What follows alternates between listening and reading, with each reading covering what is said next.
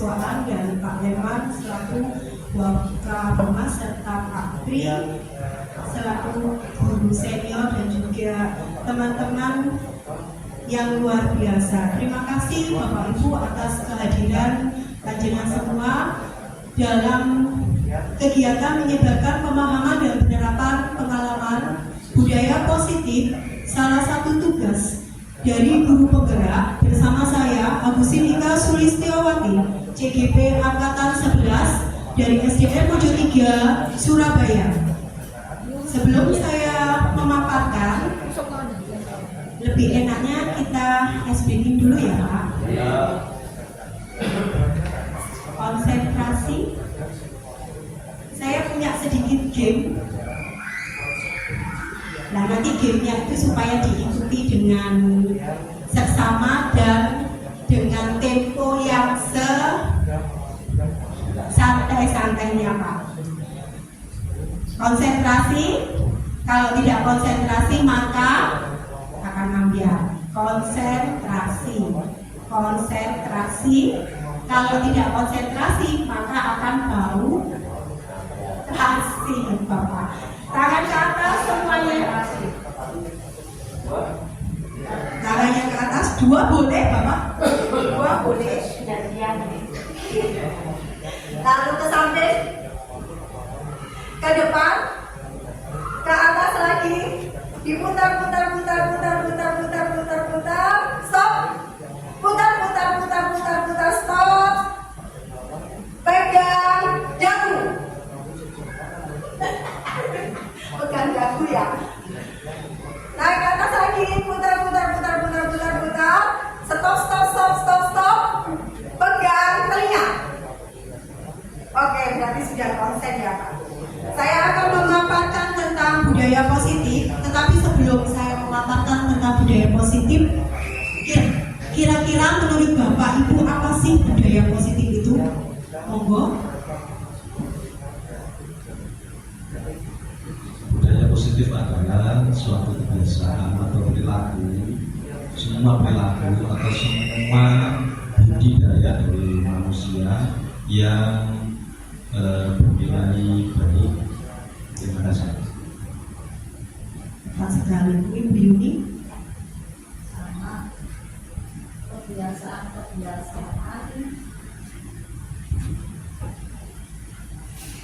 Sama kebiasaan dari hasil yang ada pada diri manusia, yaitu budi dan daya manusia yang bersifat baik. Tepat sekali. Mungkin Pak Pri. Saya kira sama itu ya dengan pendapatnya. Dan mungkin saya mengarah pada pembiasaan. Mungkin itu suatu kebiasaan karena kita di lingkungan sekolah, ya khususnya ya, SD kita kan, mungkin itu kebiasaan yang ada di lingkungan sekolah. Maksudnya mungkin itu ya, sebagai guru kan biasanya di sekolah. Tapi mungkin kebiasaan otomatis kebiasaan yang kita harapkan adalah kebiasaan yang baik atau yang positif. Tentunya tidak hanya di sekolah, harapannya mungkin dari kita kebiasaan yang ada di lingkungan rumah, masyarakat atau lingkungan yang lain. Saya kira begitu bagi saya. Terima kasih. Tepat sekali. Budaya positif itu adalah budaya yang mencerminkan tentang karakter yang tepat. Selanjutnya, di sini ada konsep inti budaya positif antara lain perubahan paradigma belajar, disiplin positif, nilai-nilai kebajikan, kebutuhan dasar manusia, motivasi perilaku manusia, posisi kontrol guru, keyakinan kelas, dan segitiga restitusi.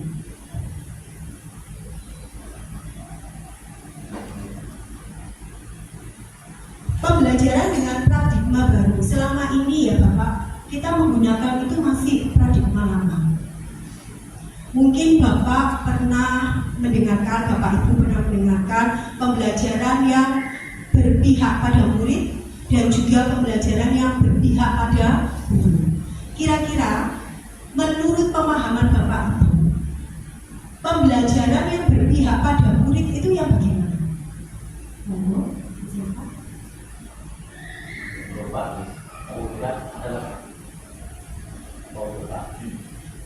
kayak lagi nanti yang lain mungkin bisa nih. Itu menurut saya sendiri pembelajaran yang berpihak pada murid. Artinya itu kan berorientasi kepada seorang murid. Tentunya sudah tidak lepas dari tuntunan atau bimbingan dari seorang guru. Demikian saya. Kalau pembelajaran yang berpusat pada guru, kira-kira pembelajaran yang bagaimana jadi Bapak Ibu?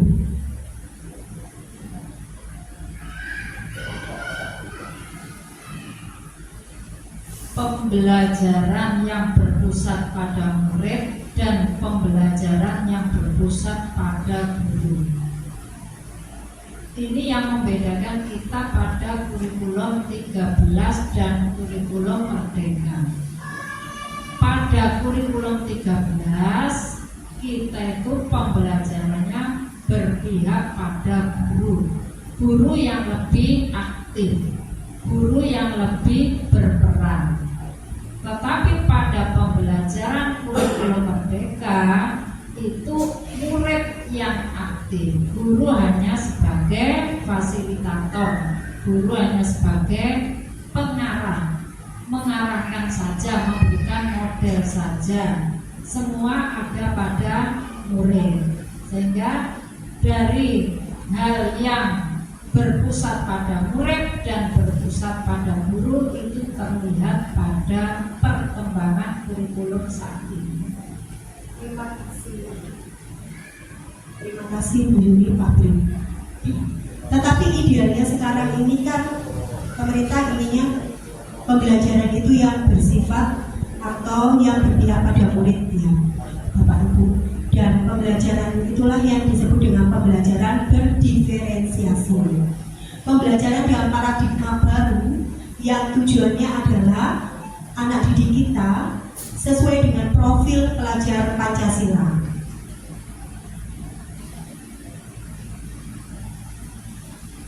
Di sini ada konsepsi tentang teori kontrol. Kita beranggapan bahwa guru bisa mengontrol murid yang pertama. Lalu kita juga beranggapan bahwa orang dewasa berhak memaksa. Padahal semua itu hanyalah ilusi. Mengapa seperti itu? Karena di sini siswa kita diharapkan ini mempunyai motivasi itu dari dalam dirinya, tidak ada paksaan. Apabila anak ini atau siswa dia memiliki motivasi di dalam dirinya, maka kita tidak perlu untuk sampai menyuruh siswa atau menekan siswa, kamu harus berubah ya. Contohnya ada hal yang sepele yang tadi pagi kita lihat kali pada waktu upacara bendera gitu Bapak Ibu. Kita sudah memberikan informasi kepada anak-anak kita bahwa besok upacara harus memakai seragam yang lengkap dengan atribut yang lengkap. Tetapi masih ada anak didik kita ini yang dia melanggar itu semua. Masih ada yang beratribut tidak lengkap. Hal itu disebabkan karena apa? Karena tidak ada kesadaran di dalam dirinya, tidak ada motivasi di dalam dirinya.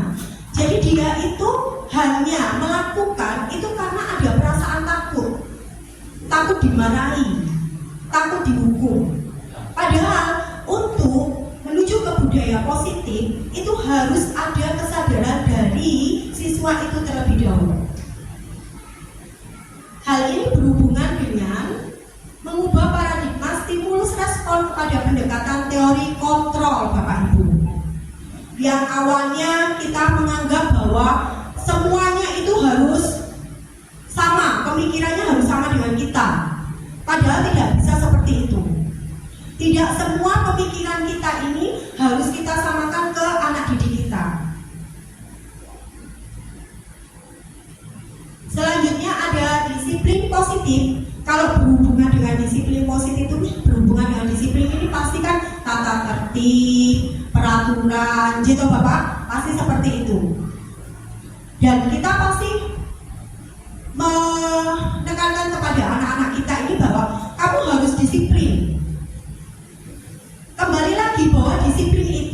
awalnya adalah dari diri, berawal dari disiplin diri. Setelah kita bisa disiplin diri, maka kita akan bisa melakukan disiplin positif. Sebagai pendidik, tujuan kita adalah menciptakan peserta didik yang memiliki disiplin diri sehingga mereka berperilaku mengacu kepada nilai-nilai kebajikan universal dan memiliki motivasi intrinsik dalam perubahan perilaku ke arah yang lebih baik. Kembali lagi ke motivasi intrinsik, yaitu motivasi yang ada di dalam dirinya sendiri.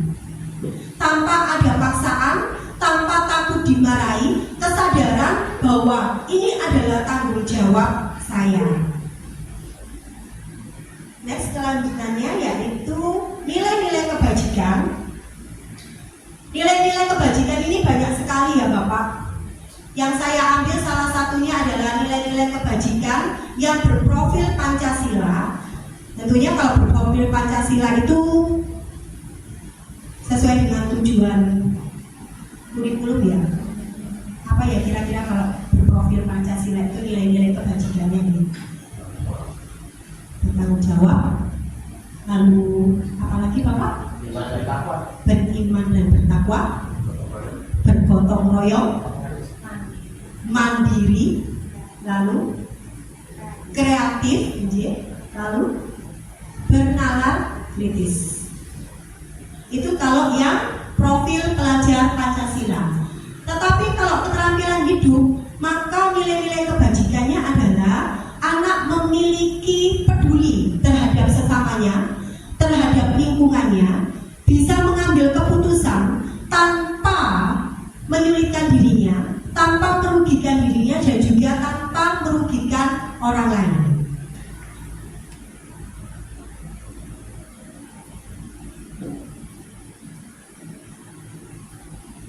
Selanjutnya adalah ada kebutuhan dasar manusia. Kita memiliki kebutuhan dasar manusia yang harus terpenuhi. Tidak hanya kita saja sebagai pendidik, tetapi juga anak didik kita mempunyai kebutuhan dasar manusia. Apabila kebutuhan dasar ini tidak terpenuhi, maka anak didik kita akan melakukan hal yang tidak sesuai dengan profil pelajar Pancasila atau hal yang tidak sesuai dengan impian kita kepada anak-anak didik kita.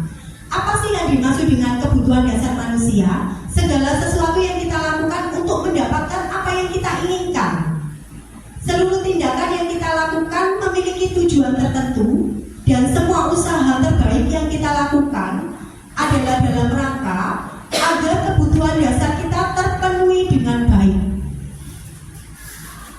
Apabila kebutuhan dasar ini tidak terpenuhi, kembali lagi, contohnya adalah apabila kita melihat anak didik kita ini di kelas ini diam, lalu kita bertanya kenapa, ternyata salah satunya adalah dia belum makan. Berarti kebutuhan dasar manusianya itu sudah terpenuhi apa belum? Belum. Kebutuhan dasar manusia itu ada 5, yaitu kebutuhan dasar bertahan hidup, kasih sayang, dan rasa diterima, lalu penguasaan, kebebasan, dan kesenangan. Bertahan hidup ini contohnya apa ya kira-kira Bapak? Makan, menghirup udara, yaitu semua. Makan, menghirup udara, lalu kesehatan, masuk enggak? Masuk. Apabila kebutuhan bertahan hidup ini tidak terpenuhi oleh salah satu anak didik kita, apa yang terjadi?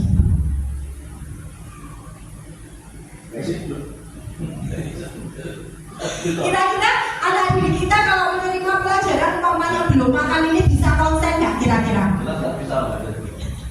Jadi betul. Lalu yang kedua adalah kalau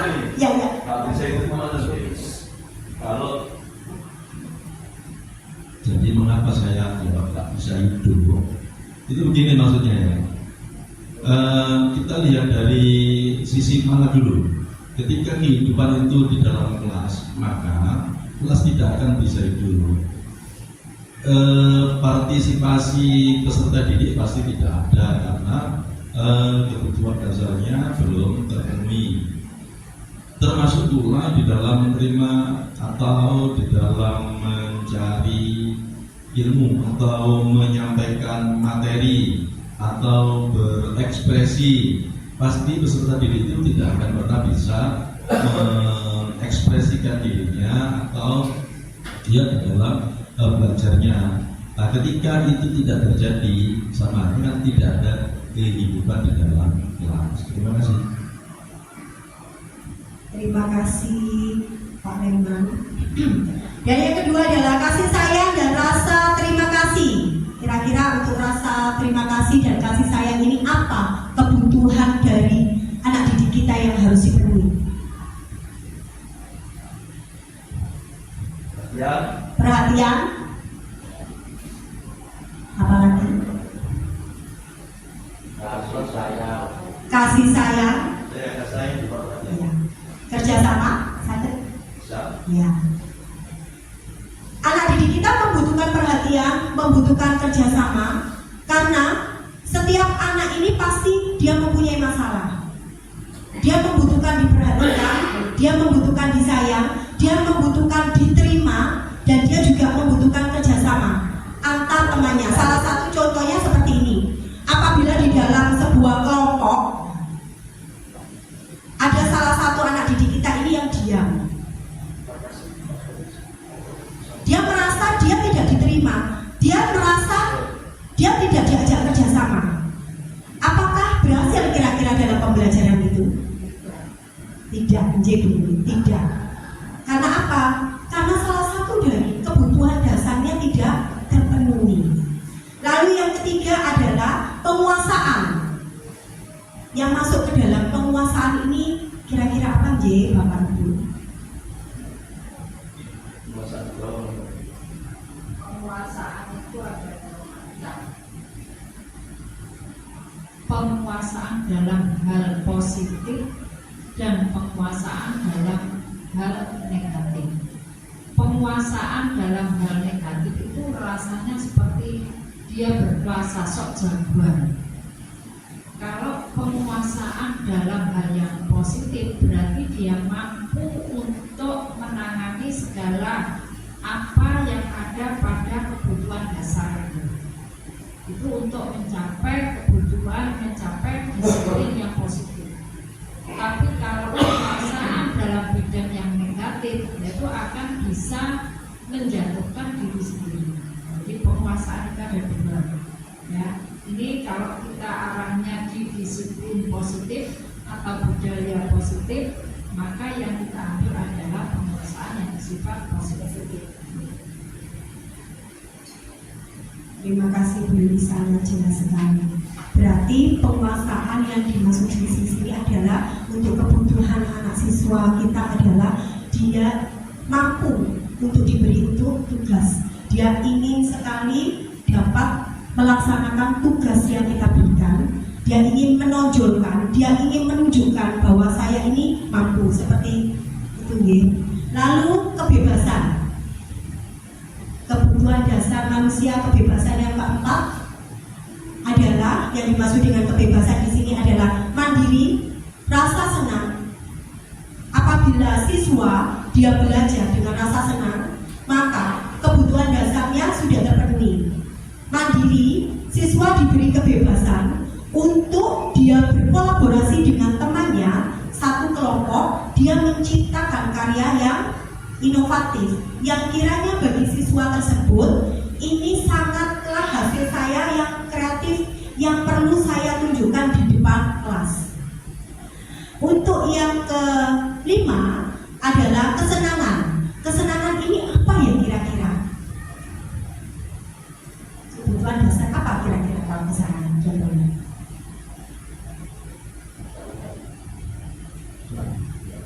Hobi. Kesenangan? Hobi. Oke, hobi. Berarti larinya bermain. Ya. Karena kalau dilihat ini kelas 1 ya, Bapak Ibu.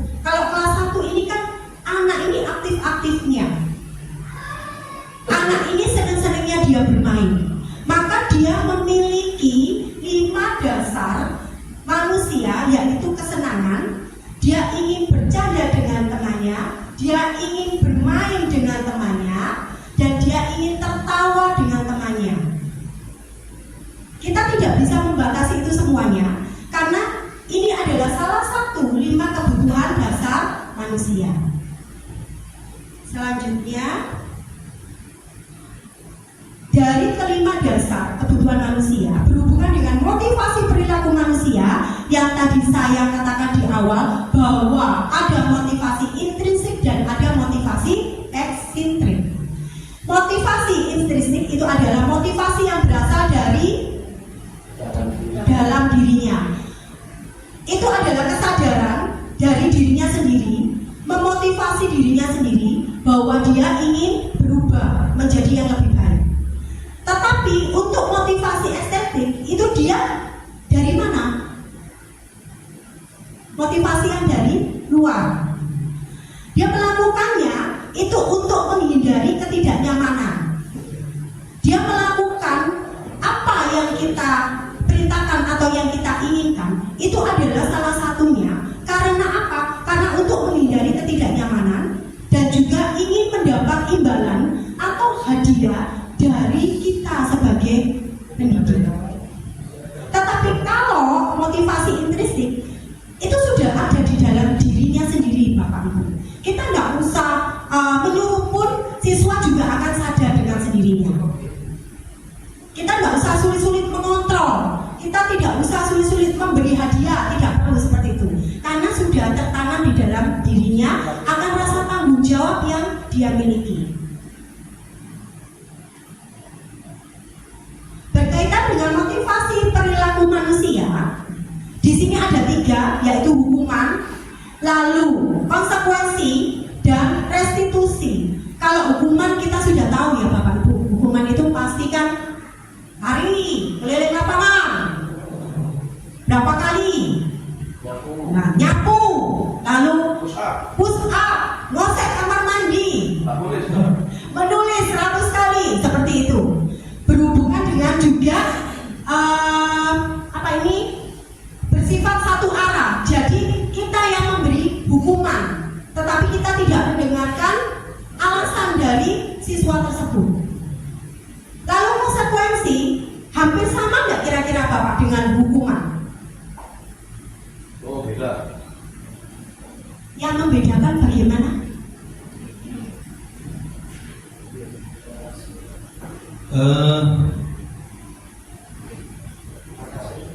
Bedanya hukuman dan konsekuensi.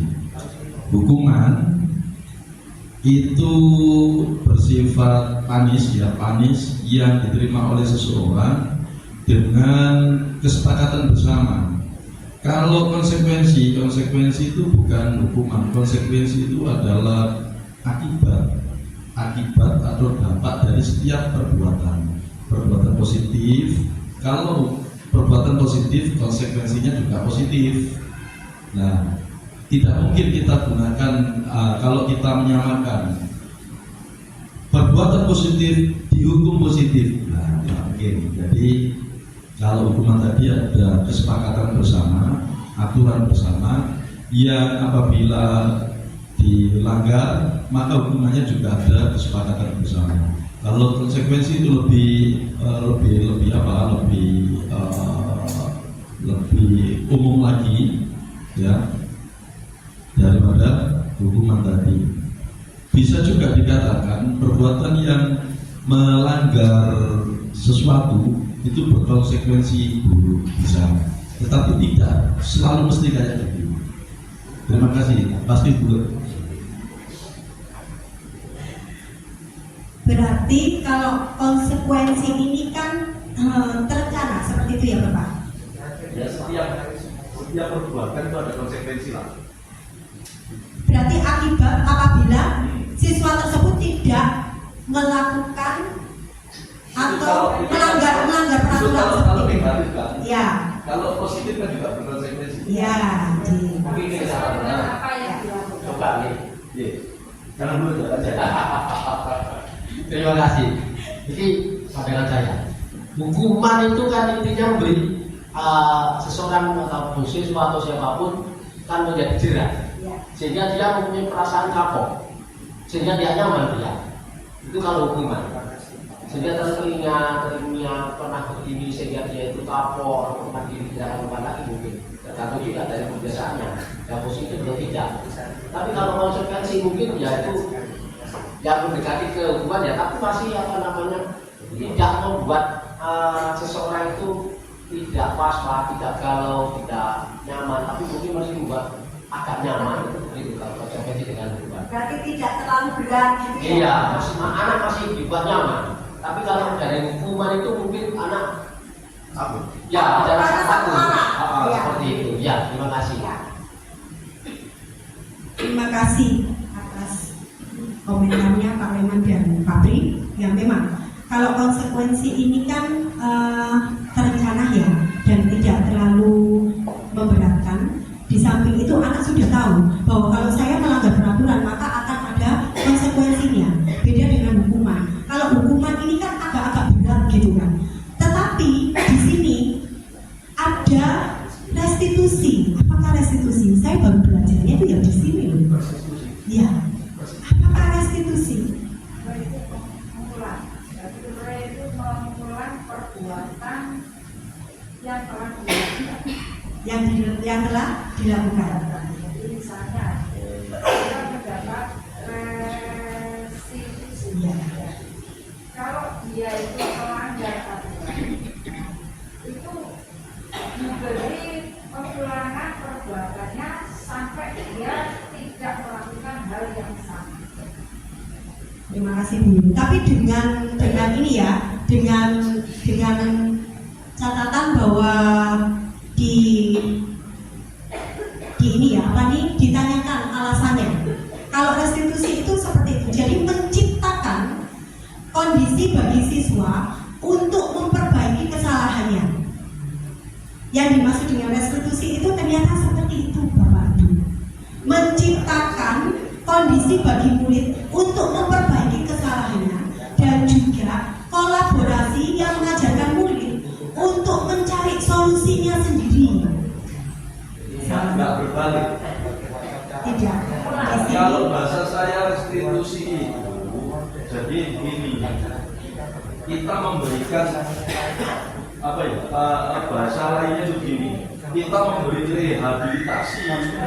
Jadi kalau anak itu salah, sebenarnya dia nggak salah, tapi terlanjur dihukum, maka dia dikasih restitusi. Jadi pengembalian nama baiknya. Dengan kembali lagi, kan tadi kan ada kolaborasi seperti itu kan Bapak. Oke, kalau yang restitusi loh ya. Ya, ini tadi kan proses kolaborasi yang mengajarkan murid untuk mencari solusi. Kan kita kembalikan lagi kan Bapak. Kolaborasi antara guru dan siswa. Kamu sudah melakukan kesalahan ini, kita menanyakan alasannya. Setelah itu, bagaimana caramu untuk memperbaiki? Ya, seperti itu. Kalau restitusi seperti itu Bapak. Ini berhubungan dengan 5 posisi kontrol guru. 5 posisi kontrol guru itu ada apa saja? Penghukum, pembuat merasa bersalah, lalu teman, pemantau dan manajer. Nah, kira-kira ini kita ini di posisi mana ya Bapak Ibu? 1 penghukum, 2 pembuat merasa bersalah, 3 teman, 4 pemantau, 5 manajer. Kira-kira kita ini posisinya di mana? Harus di mana-mana di situ. Nah, Menurut saya harus di kelima itu, karena itu menunjukkan 5 posisi 5 posisi kontrol guru. Gitu. Itu kan 5 posisi kontrol guru. Kita harus ada di situ semuanya, di penghukumnya, yang pembuat merasa bersalah, juga sebagai teman, juga sebagai pemantaunya, sekali kita juga sebagai manajernya. Mungkin benar atau tidak? Kalau saya sangat tidak sependapat. Di era kekinian berarti di kurikulum yang kekinian, maka paling tepat menurut saya, karena saya ini harus berseberangan dengan belum ini tadi, beliau sesepuh. Maka kalau saya itu lebih condong posisi guru paling tepat menurut saya itu ya di sebagai pemantau, sebagai teman, dan sebagai manajer. Sebagai pemantau, ketika kita dapat kesalahan pada teman kita, peserta didik, maka mungkin kita bisa menjadi temannya. Satu, bisa memberikan advising, gitu. Terus kemudian kita bisa menjadi teman curhatnya. Maka ketika kita sudah mengetahui secara komprehensif tentang perilaku, karakter, watak, watut, dan wayang saudara kita atau anak didik kita bisa memanajeriali seharusnya bagaimana yang harus teman kita atau peserta didik kita harus lakukan. Kalau menghukum itu kayaknya berat sekali. Saya loh. Ya, tepat sekali. Memang intinya itu semua sama. Pak Pri tadi juga jawab, kelima itu masuk semua. Pak Leman itu semua masuk semua. Tetapi Pak Leman mempunyai prosentase yang paling besar dan paling rendah. Kecuali yang tidak diinginkan Pak Leman mendukung. Kalau saya dengan Pak Leman, dengan Pak Pri, semua ada. Hukuman tetap ada. Hukuman tetap ada. Tetapi prosentasenya lebih kecil. Jadi tetap kita juga memantau sebagai teman, sebagai semuanya ada. Cuma prosentase dari semuanya itu lebih ada perbandingan. Kita melihat masalah yang ada pada siswa itu tersebut. Ya. Sehingga kita letaknya di mana? Kita diletakkan sebagai teman, diletakkan sebagai tergantung apa yang ada pada siswa. Jadi tergantung prosentase yang diberikan. Gitu. terima kasih. Berarti ini kan tergantung dari permasalahan siswa, tergantung dari kasus siswa yang kita hadapi. Nah, permasalahan atau kasus siswa yang telah dia lakukan. Tetapi kembali lagi di program guru penggerak ini kita dihadapkan Bapak Ibu untuk menjadi posisi kontrol guru yang manajer. Mengapa seperti itu? Berhubungan dengan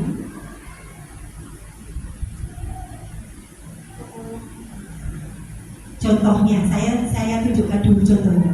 Contoh penerapan 5 posisi kontrol guru.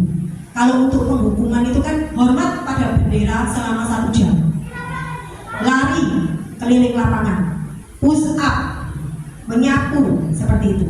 Lalu kalau untuk pembuat merasa bersalah, itu kita ini menyentuh siswa, tetapi di sini kita menekankan ada rasa bagaimana caranya siswa ini merasa bersalah dengan apa yang telah dia lakukan. Contohnya, berapa kali ibu bapak harus memberitahu kamu selalu saja mengecewakan kamu.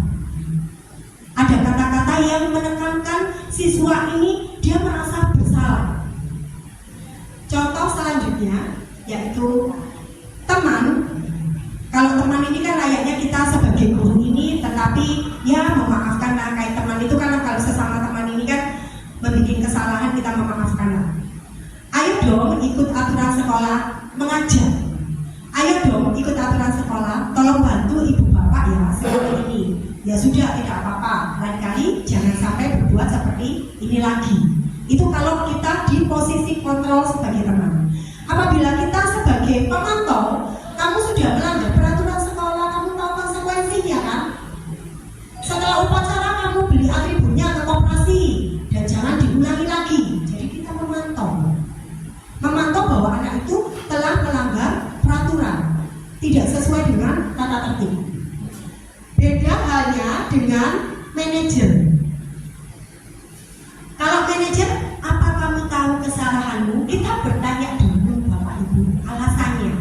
Karena setiap apa yang dilakukan oleh siswa itu pasti ada alasannya, ada tujuannya. Jadi kita bertanya dulu tanpa harus menghakimi atau menghukum. Kita bertanya, apa kamu tahu kesalahanmu? Kira-kira bagaimana kamu memperbaiki kesalahanmu? Dan dia diharapkan kita sebagai guru menuju ke posisi kontrol yang manajer, yang memang sulit ya Pak. Saya setuju. Tapi kalau sudah dilakukan 5 kali ya. Ya memang kembali lagi ya, memang sulit nih, sangat sulit. Kapasitasnya manajer nomor 1. Ya, jadi manajer. Ya. Manajer yang nomor 1, setelah itu kita melihat apakah ada perubahan seperti itu Pak. Harus ada hukum.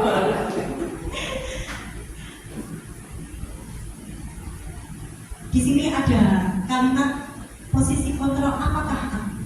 Saya kecewa sekali dengan kamu. Berarti itu posisi kontrol budi yang mana Bapak? Tadi ada 5 kan deh? Teman, penghukum, pemantau, perasaan bersalah, lalu Yaitu manajer. perasaan besar. Ya. Yang kedua adalah kamu tidak pernah benar melakukannya. Sama perasaan besar. Kamu tidak pernah benar melakukannya. Menghukum Itu apa? perasaan bersalah. Memantau, Tapi sebenarnya memantau. Tapi kalimatnya itu sudah Karena ada perasaan besar yang bisa melakukan dia ada juga mati. Aku tidak pernah benar melakukannya. Akhirnya dia tidak mampu dia. itu perasaan. Iya. Betul itu. Kamu tidak pernah benar melakukannya. Tapi Setelah dipantau gitu. Terus gombong. mampu ini ya, langsung ya, langsung didis gitu ya. soalnya si Pato ngomong terus. Lalu yang ketiga, apa rencanamu untuk menyelesaikan masalah ini? Nah, manajer, ini yang diharapkan ya Bapak Ibu ya. Kita diharapkan untuk berada di posisi seperti ini. Ayolah, lakukan dari Bapak Ibu ya. Ayolah, lakukan dari Bapak. Teman, benar teman. Dan kalimat yang terakhir, kamu tidak pernah mendapat nilai jika tidak mengerjakan tugas. Panis. Hukuman ya. Punishment. Mengancam ibaratnya kalau kamu tidak mengerjakan PR ya wis kata kasih nilai itu kosong seperti itu berarti penghukuman kamu itu. Di sini Bapak Ibu yang berikutnya adalah keyakinan kelas. Mengapa harus keyakinan kelas bukan peraturan kelas? Budaya positif yang ini adalah tentang keyakinan kelas. Mengapa keyakinan kelas bukan peraturan kelas? Kalau keyakinan kelas itu kan tadi ya mungkin pendapat. Kalau keyakinan kelas si anak itu kan sudah yakin akan sesuatu yang ada di kelas itu ya. Keyakinan kelas timbul pada dirinya mungkin seperti itu ya, atau jika tadi dikatakan motivasi yang sifatnya intrinsik begini ya. Kalau peraturan kelas kan ada dari luar atau dari aturan-aturan yang dibuat bersama-sama sehingga namanya bisa sebagai motivasi ekstrinsiknya mungkin seperti itu.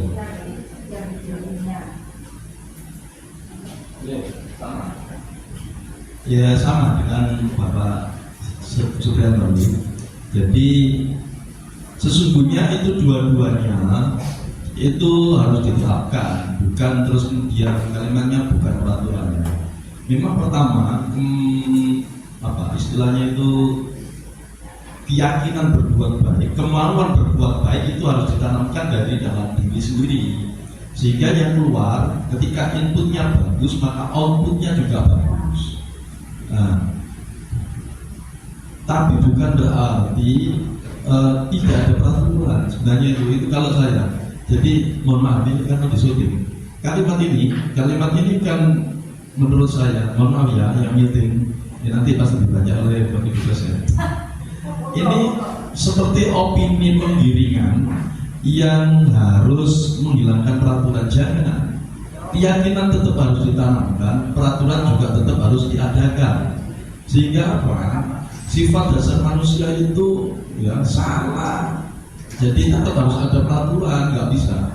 Keyakinan tetap harus ditanamkan, peraturan harus juga dijalankan. Jadi itu ada kalimat yang ada opini yang harus menghilangkan peraturan, nanti salah itu.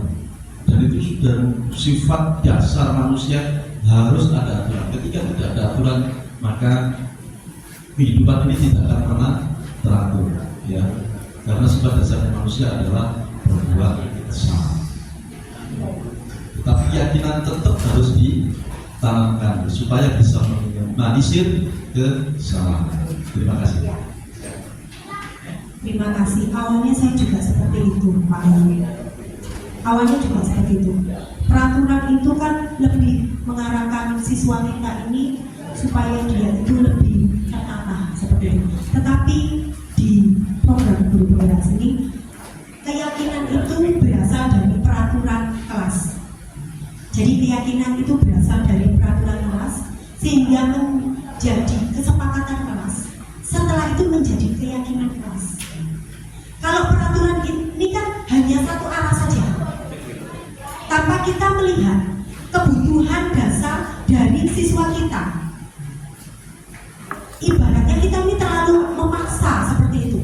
Tapi kalau dengan keyakinan kelas atau dengan kesepakatan kelas, jadi awalnya itu ada peraturan kelas, lalu kesepakatan kelas, setelah itu keyakinan kelas. Mengapa dikatakan keyakinan kelas?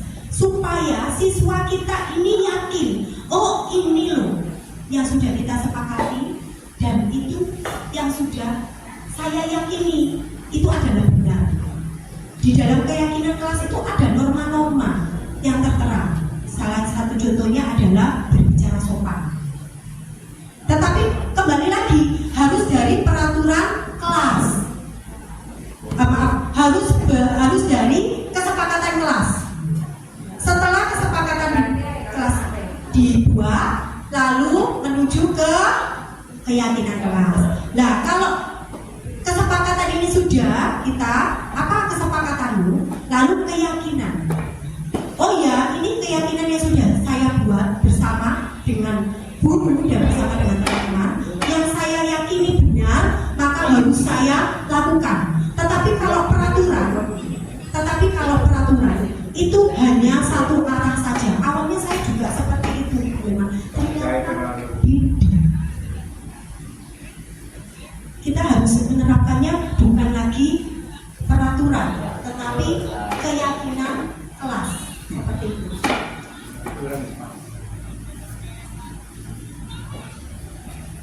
Selanjutnya, pembentukan keyakinan kelas di kelas saya 6C ini, saya memberi pengertian ke anak bahwa tidak ada peraturan kelas, karena peraturan kelas itu bersifat satu arah. Hanya Bu Ika saja yang membuat, hanya guru saja yang membuat. Tetapi kita ganti dengan kesepakatan kelas. Kesepakatan kelas lalu kita yakini. Pembentukan keyakinan kelas itu adalah bersifat abstrak, berupa pernyataan universal, lalu dibuat dalam pernyataan yang positif, tidak negatif. Dalam arti kalau peraturan kelas itu kan kita pasti ada kata-kata tidak boleh datang terlambat seperti itu. Kalau peraturan itu pasti ada kata-kata tidak boleh. Tetapi di dalam kesepakatan dan keyakinan kelas, kata-kata tidak boleh yang bersifat mengandung negatif ini harus dihilangkan. Diganti dengan kalimat yang humanis. Contohnya berbicara sopan. Tapi kalau di peraturan tidak mengejek teman. Tetapi kalau di keyakinan kelas saling menyayangi. Jadi yang dipakai adalah kalimat yang positif, yang di situ mengandung norma-norma, pesan-pesan norma, dan juga kata-kata yang positif. Keyakinan kelas pun tidak boleh dibuat terlalu banyak. Kenapa? Supaya anak ini mudah mengingat. Kalau dulu kan peraturan kan tidak membuang sampah sembarangan, banyak sekali. Menjaga kebersihan, tidak boleh mencoret-coret bangku, tidak boleh mencoret-coret tembok. Itu terlalu banyak, dan kata tidak boleh ini yang mengandung kata negatif. Kita ganti dengan kata yang universal, yang positif, yang humanis. diganti dengan menjaga kebersihan. Tidak membuli teman, tidak mengejek teman. Kita ganti dengan saling menyayangi, saling menghormati. Di sini saya membuat keyakinan kelas dengan cara satu, saya memberikan pengertian tentang perbedaan peraturan kelas dengan kesepakatan kelas dan keyakinan kelas. Setelah itu saya membagikan kertas warna-warni kepada anak-anak untuk menuliskan keyakinan apa yang ingin kamu tulis, yang ingin kamu terapkan di dalam kelas kalian. Setelah anak-anak menulis, anak-anak saya suruh tempel di papan tulis. Saya mencari di situ, kadang itu terkadang itu kan ada yang sama kata-katanya, dan ada kata-kata yang digunakan anak-anak itu dengan tidak boleh, maka itu saya ambil. Kembali lagi saya jelaskan supaya anak ini tidak tersinggung, kok punya aku nggak dipakai ya.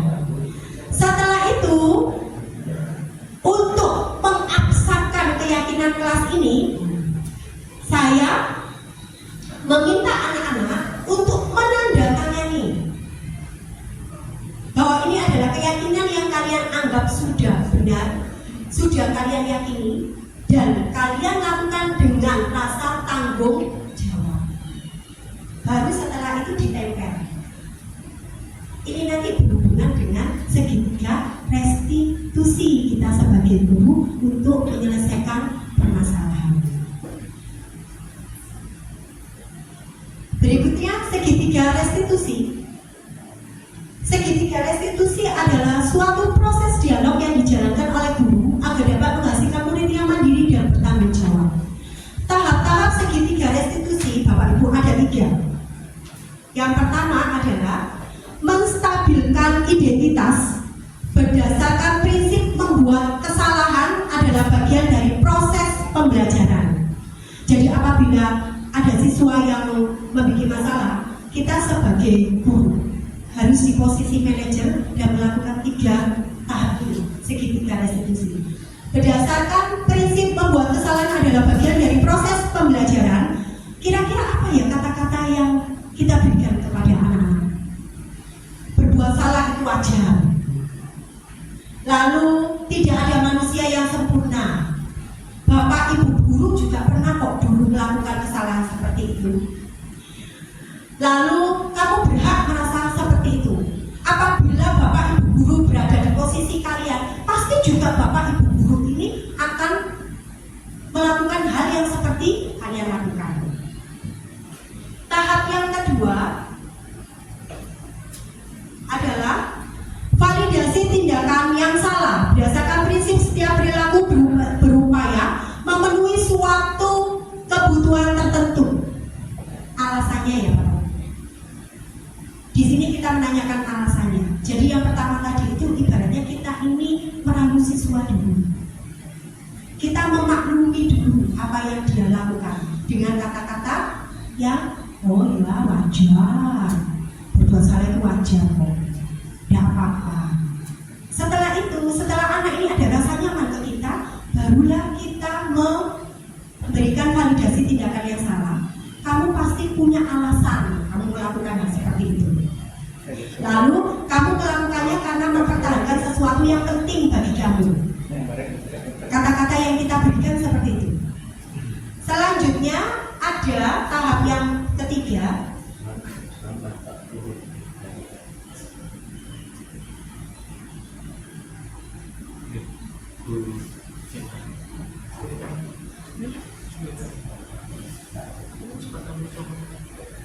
Tahap yang ketiga adalah menanyakan keyakinan. Setelah anak itu tadi jujur pada kita menanyakan menyebutkan alasannya ya Bapak Ibu.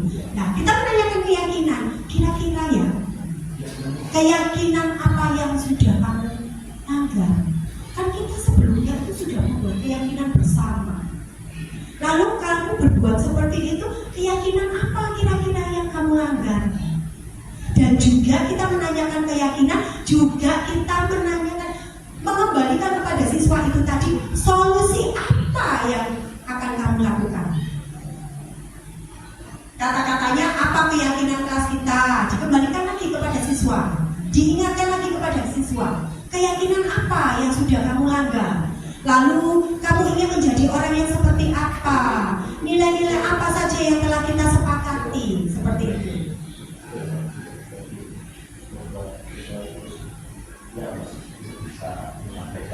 Ya. Tujuan dari segitiga restitusi adalah kita bisa menggali dari siswa tanpa harus mematikan karakternya, Bapak. Bagaimana cara kita untuk mengajak siswa dia mau berterus terang atas apa yang telah kesalahan yang telah dia lakukan, dan kita juga mengajari siswa bagaimana cara dia menyadari kesalahannya dan mengambil tindakan apa yang akan dia lakukan. Berikut ini ada video permasalahan siswa di kelas.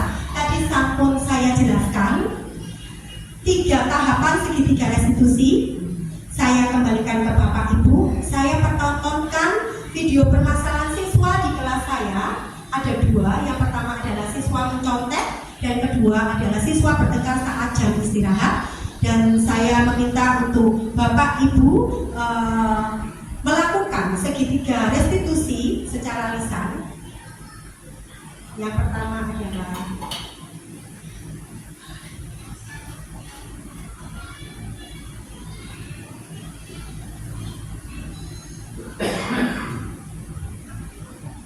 di sini.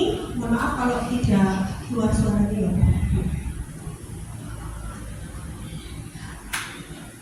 Salah satu siswa ada yang nyontoh, dan temannya ini ada yang ngerti kalau pekerjaannya ini contoh. Tapi siswa yang mencontoh ini pura-pura dia itu begitu ditegur, dia marah-marah. Bahkan dia mencaci maki temannya dengan kata-katanya kasar. Kira-kira apa segitiga restitusi yang akan Bapak lakukan? Monggo.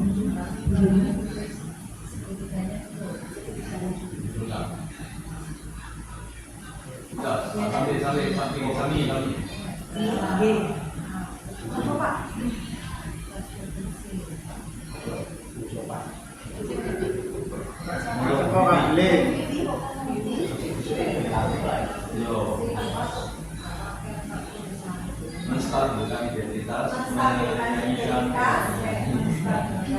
identitas.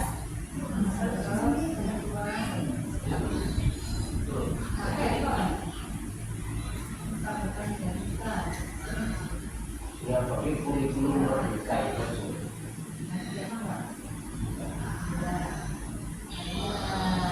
menanyakan keyakinan, validasi tindakan,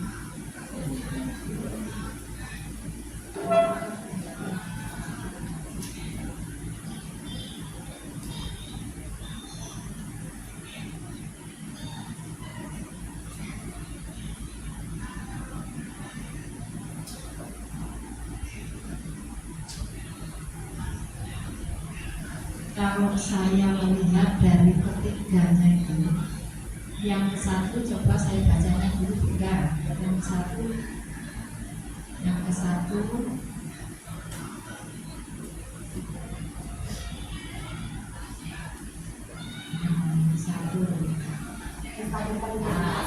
berdasarkan prinsip membuat kesalahan adalah bagian dari proses pembelajaran, ya. Tuh, Kalau saya lihat dari sini itu bukan. Kan tadi termasuk yang segitiga mana ya? Ya, dalam penyelesaian masalahnya tadi kita harus mencakup Tiga ini tadi. harus bagaimana? Ya. Harus bagaimana? Jadi ya harus tidak bisa. Yang pertama adalah menstabilkan identitas, yang kedua adalah validasi tindakan yang salah, dan yang ketiga adalah menanyakan keyakinan. Kita kembali yang pertama. Yang pertama, dari yang pertama berdasarkan prinsip membuat kesalahan adalah bagian dari proses pembelajaran. Ya. Semua apa yang dilakukan oleh kita itu adalah pengalaman. Pengalaman adalah suatu pembelajaran. Ya. Dari apa yang dilakukan dengan mencontoh itu tadi, dia mempunyai pengalaman. Ya, mencontoh. Pengalamannya apa? Mencontoh. Terus pengalaman yang kedua apa yang diperoleh? Dia tadi dapat teguran atau dapat istilahnya dimusuhi ya, dimusuhi, dimarahi. Nah, itu merupakan pengalaman, suatu pembelajaran yang nantinya dari pengalaman memunculkan suatu pembelajaran yang nantinya akan menjadikan bekal pada dirinya. Sekarang yang kedua, segitiga yang kedua. Berdasarkan prinsip setiap perilaku berupaya memenuhi suatu kebutuhan. Dia itu memenuhi kebutuhan karena apa? Dia tidak bisa. Dia itu tidak bisa, tetapi dia butuh untuk mendapatkan nilai yang baik. Dia supaya tidak dibutuh, dia itu tidak dimarahi orang tua. Jadi dia mempunyai kebutuhan yang ada pada dirinya. Wah, aku biar tidak dimarahi orang lain, berarti saya butuh nilai yang bagus. Terus saya supaya dapat tidak dimarahi guru, berarti saya butuh untuk melindungi diri saya. Ya. Nah, jadi merupakan suatu kebutuhan. Dari mencontoh itu dia butuh apa? Butuh bisa, butuh dapat nilai yang bagus. Ya. Nah itu. Sekarang yang ketiga.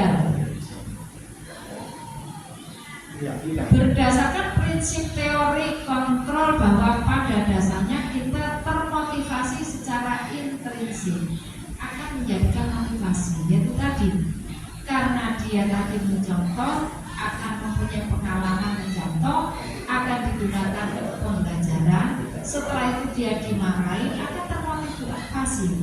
Oh, kalau saya mencontoh, berarti nanti saya akan merasa malu ditegur sama temannya, merasa malu ditegur temannya, dari akhirnya muncul dalam dirinya, yes, aku bisa senang diri, saya tak berusaha untuk belajar dari pengalaman tadi. Jadi pembelajaran dari pengalaman itu kalau saya cerita. Pertanyaan kita jawab. Masuk yang mana?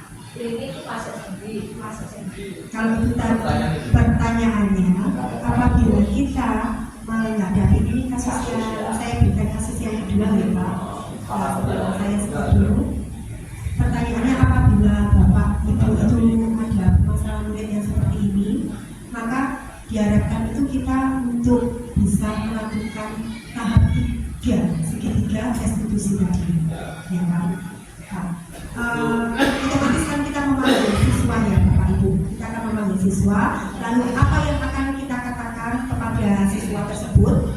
Ini saya berikan untuk kasus yang 3 saja nih.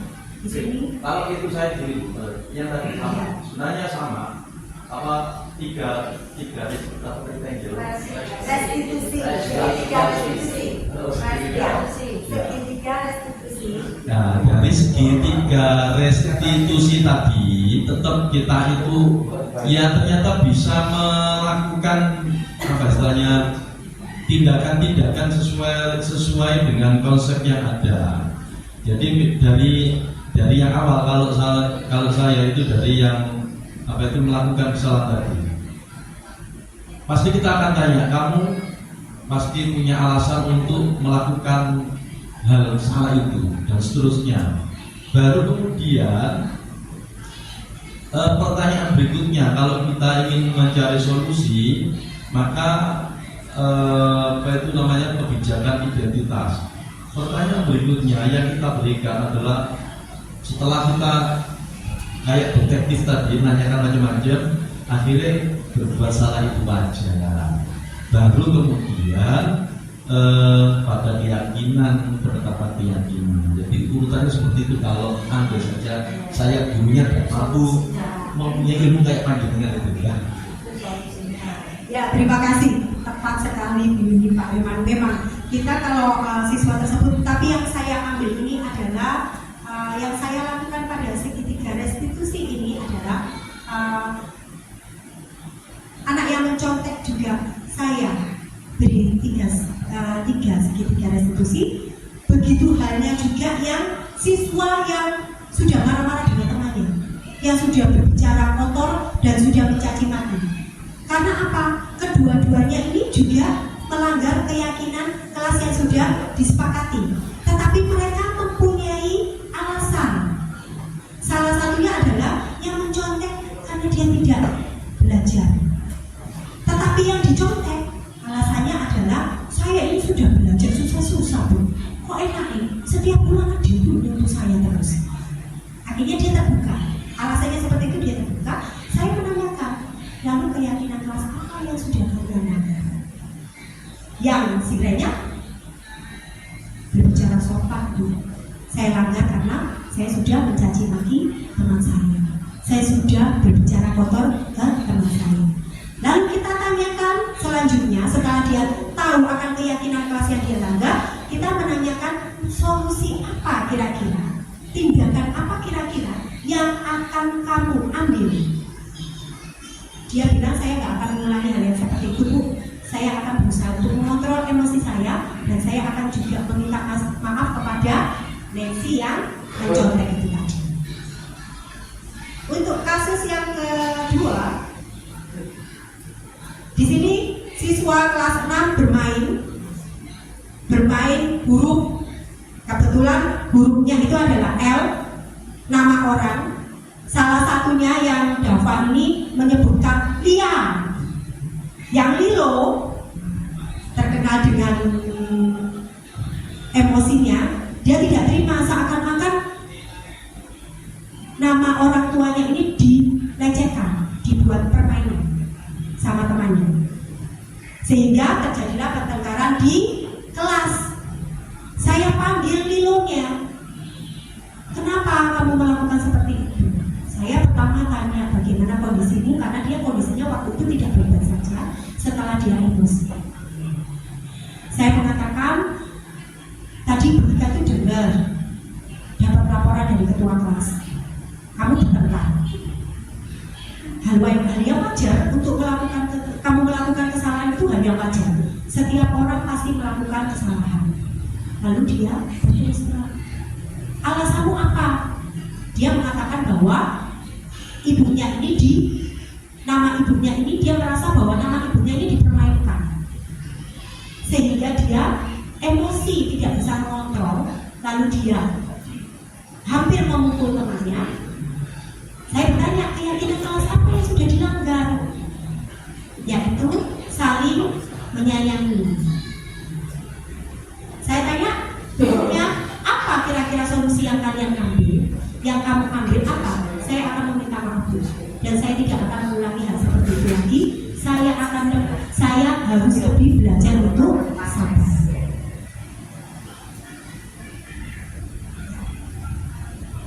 Demikian Bapak Ibu paparan dari modul 1.4 tentang budaya positif yang saya pelajari selama mengikuti guru penggerak.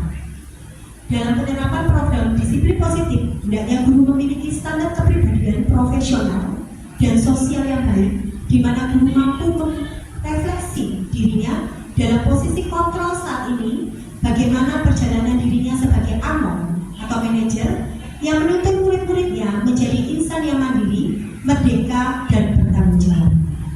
Sekian dari saya. Terima kasih. Mohon maaf.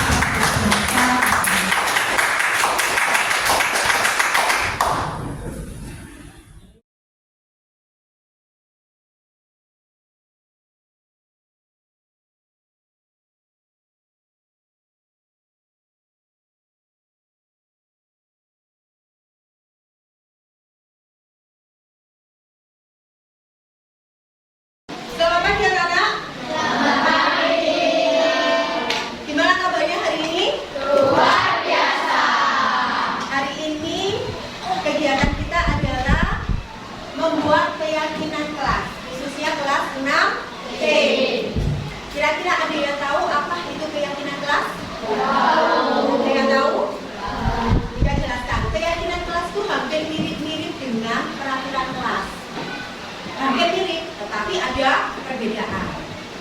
Nanti di saat kalian itu membuat keyakinan kelas, itu tidak boleh menggunakan kata tidak boleh.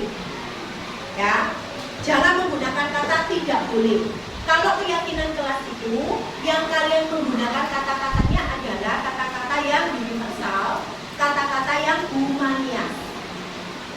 Tetapi kalau peraturan itu kan agak kaku ya, kata tertib, peraturan itu kan agak kaku. Dan kadang itu tidak sesuai dengan hati kalian. Peraturan itu selalu ada kata-kata tidak boleh terlambat masuk kelas, tidak boleh membuang sampah sembarangan. Itu contoh dari peraturan kelas. Tetapi kalau keyakinan kelas, kata-kata tidak boleh dihilangkan. Contohnya, kalau peraturan kelas kan tidak boleh membuang sampah sembarangan. Maka kalau keyakinan kelas diganti kata-kata yang lebih halus. Apa kira-kira? Membuang sampah pada tempatnya, apalagi kira-kira? Menjaga kebersihan. Atau ada juga lagi yang tidak boleh datang terlambat. Itu kan peraturan, ya enggak? Tata tertib. Tapi kalau keyakinan kelas apa? Datang tepat waktu. Bisa enggak kira-kira? Tertib, bisa enggak? Disiplin, bisa enggak kira-kira? Bisa kan? Keyakinan kelas, yang dimaksud dengan keyakinan kelas adalah sesuatu yang kalian yakini benar. Kalau sudah kalian yakini benar, maka kalian melaksanakan dengan penuh tanggung jawab. Karena apa? Karena itu sudah kalian yakini dengan sebenar-benarnya, maka harus dilakukan dengan penuh tanggung jawab. Sudah kita sepakati antara kalian dengan kita. Paham ya sampai sini? Bisa untuk membuat keyakinan kelas? Siap untuk membuat keyakinan kelas? Yang nantinya kita sepakati bersama. Bisa? Oke. Sekarang Bu Ida akan membagikan kertas. Di sini kalian tulis keyakinan kelas yang kira-kira sesuai dengan hati kalian, sesuai dengan keinginan kalian. Tetapi tadi dengan catatan, jangan menggunakan kata-kata yang tidak boleh. Kata-katanya lebih diperhalus, kata-katanya lebih dihumanias. Tahu ya? Tahu ya sampai sini? Paham?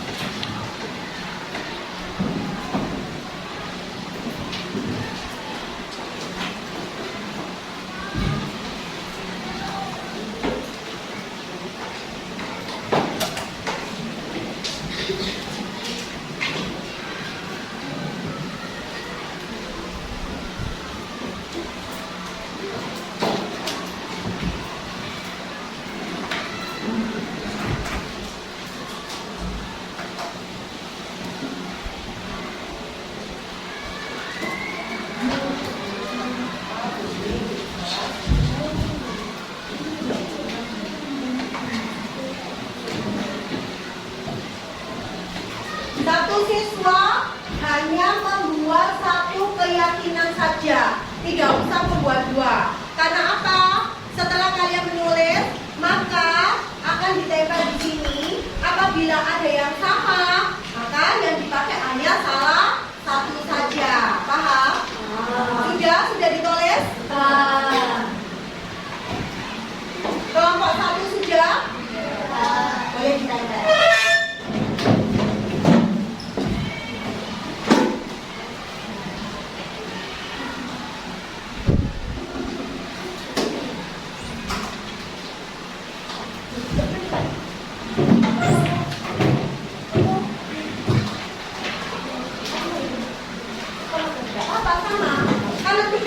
Kalau sama kan berarti kan kita ambil salah satu.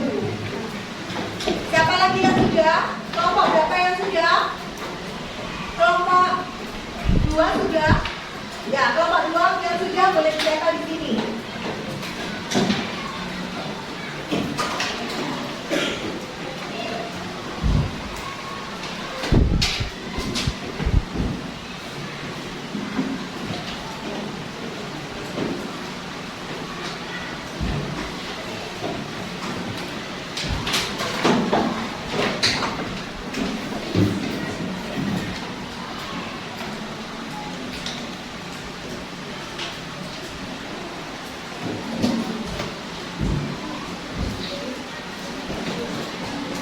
Kelompok 3.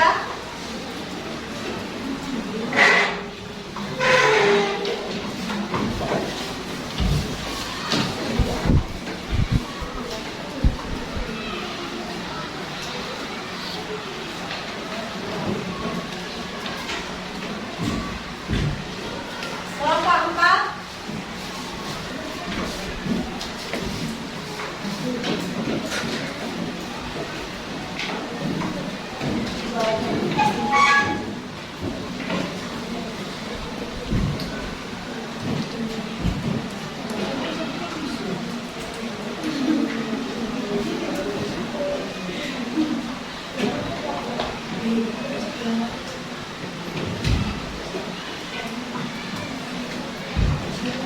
Kelompok 5.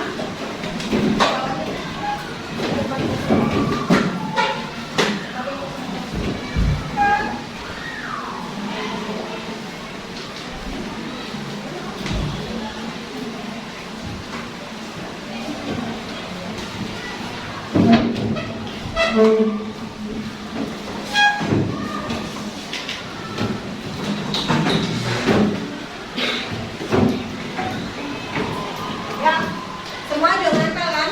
Kelompok 1 sampai kelompok 5 sudah nempel. Sekarang kita lihat sama-sama. Yang pertama, wajib memakai pakaian yang lengkap. Kira-kira peraturan apa? Kira-kira. Datang tepat waktu. Keyakinan? Keyakinan. Lalu membuang sampah pada tempatnya. Keyakinan? Berarti masuk. Kebersihan apa enggak? Menjaga kebersihan. Masuk ya. Lalu membuang sampah pada tempatnya. Ada yang sama tadi? Ada. Berarti ini sama 3 diambil ya. Masuk kelas tepat waktu. Ada yang sama enggak tadi kira-kira? Ada. Diambil sama 3. Memperhatikan guru saat sedang mengajar di depan. Keyakinan kelas apa peraturan kelas? Keyakinan, karena tidak ada kata-kata tidak boleh. Jadi masuk ke ya. Datang tepat waktu. Ada nggak kira-kira tadi yang sama? Ada. Ini tak ambil satu ya. Ini dipindah sama kita di sini.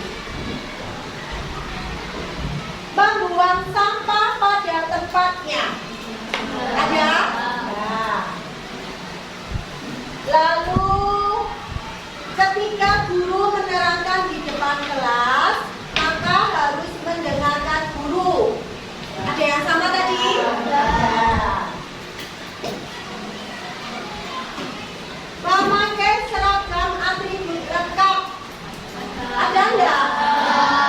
Mana kira-kira? Oh ini ya, ya kan? Jangan berbicara kotor. Keyakinan kelas apa peraturan? Peraturan. Jadi tadi sudah dijelaskan sama Vika, kalau ada kata-kata jangan, tidak boleh, maka masuk ke peraturan. Datang sekolah tepat waktu. Tadi sudah ada apa belum? Ada. Jangan mengejek teman. Peraturan apa? Peraturan. Meminta maaf jika melakukan kesalahan. Keyakinan apa peraturan? Keyakinan.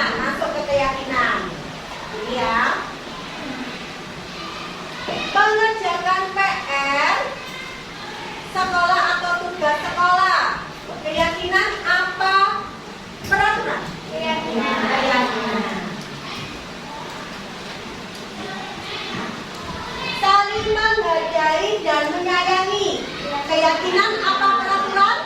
Keyakinan. Mengerjakan tugas sekolah tadi sama ya?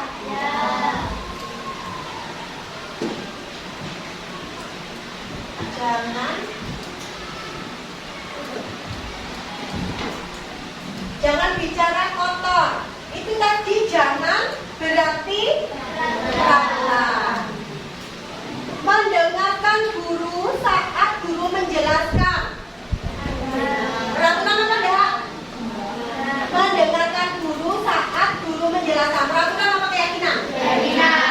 Tetapi ada enggak tadi di sini?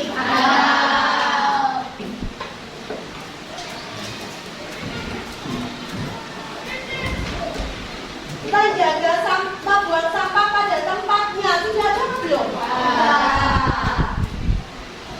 Lagi membuang sampah pada tempatnya. Ada?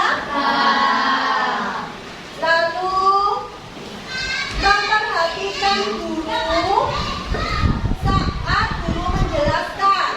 Ada? Ini membuang sampah. Ada? Sopan kepada yang lebih tua. Masuk kemana kira-kira? Keyakinan. Tetapi kira-kira ada nggak di sini? Ada nggak? Berarti masuk ke berbicara sopan. Iya nggak? Bicara sopan kan? Masuk kelas tepat waktu? Ada. Mendengarkan guru saat menjelaskan materi? Ada. Lalu membuang sampah pada tempatnya? Ini kan keyakinan kelas yang sudah kalian buat, ya kan? Yang sudah kalian tempel di sini, yang kalian itu merasa sudah yakin. Kira-kira sepakat enggak? Sepakat enggak? Apakah ada yang ditambahkan? Apakah ada yang ditambahkan? Tidak ada? Berarti ke 1, 2, 3, 4, 5, 6, 7, 8. Ini ya. Sudah yakin? Apakah kalian yakin dengan keyakinan kelas yang kalian buat? Yakin. Kita sepakati, kita yakini sama-sama. Gitu ya. Setelah ini, Bundika meminta kalian untuk menandatangani keyakinan yang kalian buat ini. Jadi keyakinan yang sudah kalian buat, yang sudah kalian sepakati bersama, itu perlu untuk ditandatangani. Mengapa? Untuk keabsahan bahwa kalian itu bersama dengan guru membuat keyakinan kelas, mensepakati, dan itu adalah keyakinan yang sudah kalian anggap benar dan kalian lakukan dengan rasa tanggung jawab. Seperti itu ya.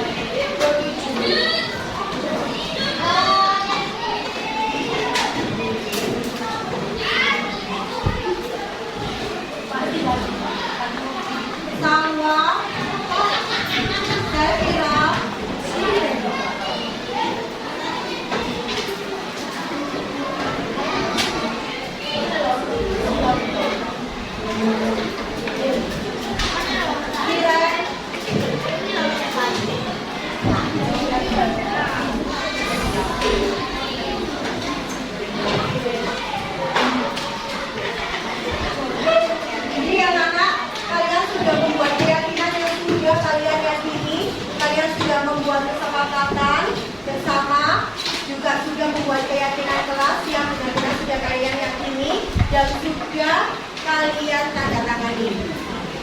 Jadi namanya saja sudah keyakinan kelas, maka itu yang sudah kalian anggap apa? Yakin. Itu yang sudah kalian anggap benar. Jika minta ke depannya kalian benar-benar melaksanakan keyakinan yang sudah kalian buat ini. Seperti itu ya. Kita kalau gitu sekian dari Ika. Terima kasih.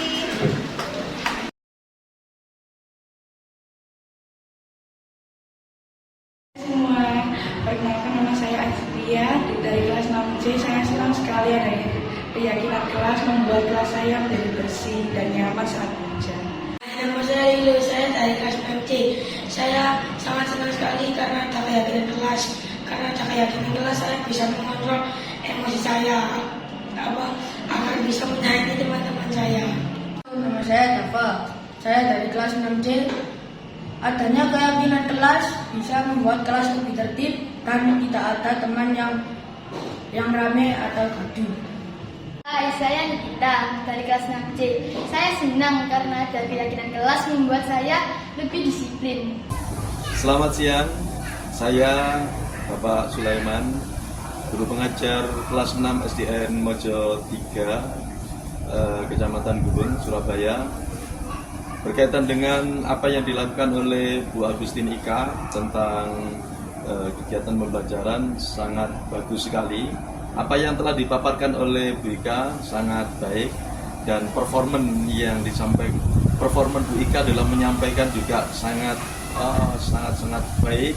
Materinya juga sangat baik. Saya suka, mudah-mudahan pendidikan kita ke depan semakin jaya, semakin baik. Indonesia bisa. Terima kasih. Selamat siang, saya Supriyanto, salah satu guru di SDN Mojo 3. Tadi sudah mengikuti pemaparan tentang budaya positif. Menurut saya, itu saya juga pertama bersyukur kepada Tuhan Yang Maha Kuasa, karena saya sendiri di guru SD Mojo 3 memiliki guru penggerak walaupun masih calon seperti Bu Ika Agustin ini. Tapi tadi pemaparannya memang oke dan bagus.